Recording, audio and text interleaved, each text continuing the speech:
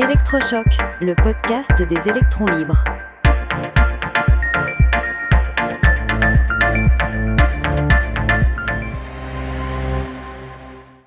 Trop bio pour être vrai. Chapitre 4.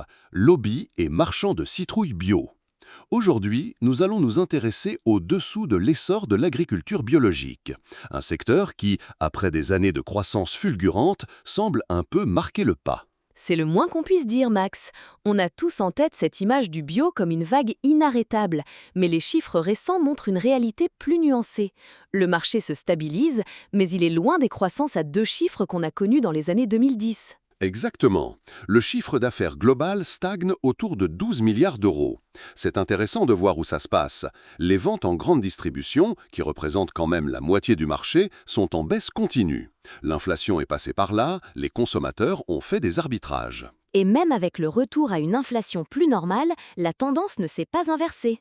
En fait, le marché bio tient surtout grâce à un noyau dur de consommateurs très engagés, ceux qui fréquentent les magasins spécialisés. On pense à Biocoop, Naturalia, La Vie Claire.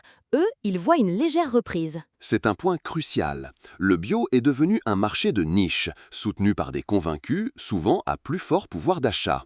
Et pourtant, en parallèle, on a des politiques publiques qui continuent de pousser très fort pour son développement, avec des objectifs extrêmement ambitieux. Oui, c'est là que ça devient paradoxal.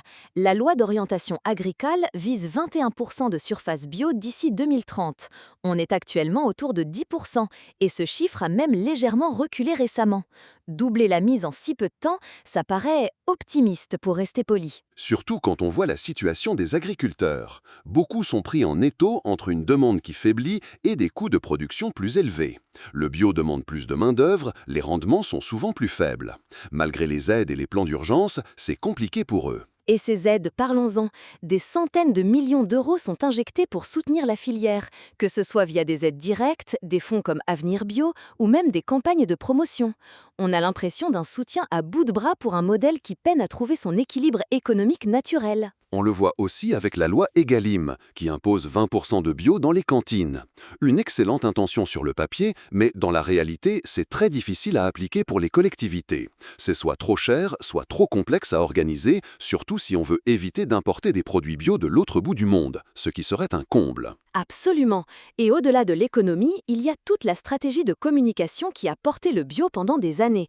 Une communication très efficace, mais parfois très agressive. Ah oui, on se souvient tous de certaines campagnes publicitaires marquantes. Je pense notamment à Biocoop, qui a été très loin en la matière. Leurs affiches ont souvent joué sur la peur, en opposant le bio pur à l'agriculture conventionnelle chimique. La fameuse affiche avec la citrouille d'Halloween et le slogan « Vous devriez en avoir peur toute l'année ». C'était très fort. Ça a installé dans l'esprit du public une idée simple. Bio égale zéro pesticide et conventionnel égale danger. Sauf que c'est un mensonge. L'agriculture biologique utilise aussi des pesticides qu'on appelle naturels. Le cuivre, par exemple, est toxique pour les sols et le spinosade est un insecticide connu pour être nocif pour les abeilles. Ce n'est pas aussi manichéen qu'on le présente. C'est un point essentiel. Et c'est la même chose pour les OGM. Le bio cultive des plantes issues de techniques qui sont scientifiquement des OGM, mais qui échappent à la réglementation européenne parce qu'elles sont plus anciennes.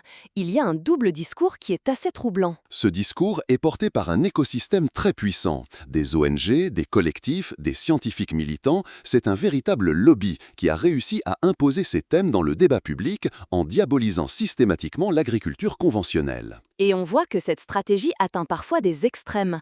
Lors de débats parlementaires sur la loi du plomb, on a vu une instrumentation de la maladie, avec des accusations très graves, sans fondement scientifique solide, juste pour marquer les esprits. C'est dommage, parce que ça occulte complètement les progrès immenses réalisés par l'agriculture française ces 20 dernières années.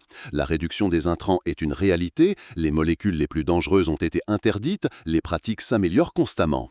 On est loin du tableau catastrophique que certains essaient de peindre. En fait, on a l'impression que le lobby du bio perçoit toute alternative comme une menace. Des labels comme le zéro résidu de pesticides ou la certification HVE pour haute valeur environnementale sont vus comme des concurrents à abattre. Exactement. Ils ont même attaqué en justice la certification HVE en la qualifiant de greenwashing, mais ils ont été déboutés par le Conseil d'État. Ça montre bien une volonté de conserver un monopole sur l'idée d'une agriculture vertueuse. Au final, le tableau est beaucoup plus nuancé. Le bio a sa place, bien sûr, mais il ne faut pas le voir comme l'unique solution et il faut être lucide sur ses limites et ses stratégies.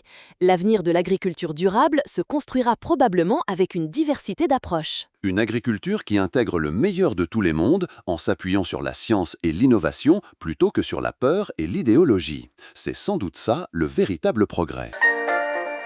Soutenez les électrons libres. Abonnez-vous sur lel.media.